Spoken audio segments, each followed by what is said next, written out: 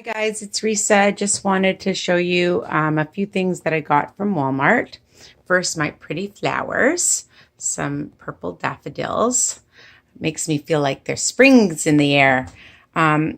So we bought some more avocados. My daughter wanted to make more of our guacamole. That was delicious. And of course, we needed coriander. I bought fresh dill because we're going to be making some salmon tonight. And I love these chicken strips from Walmart. They're super amazing.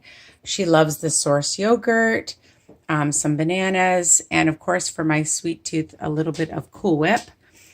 And some of my Gadilla. They're called Gadilla, and they're light corn snacks. What I love about them is 3.5 cups, almost 4 cups, is for Smart Points.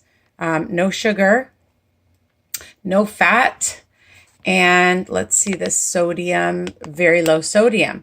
Okay, only 1 gram of protein, but it is a snack, super delicious in the kosher section, and that is it.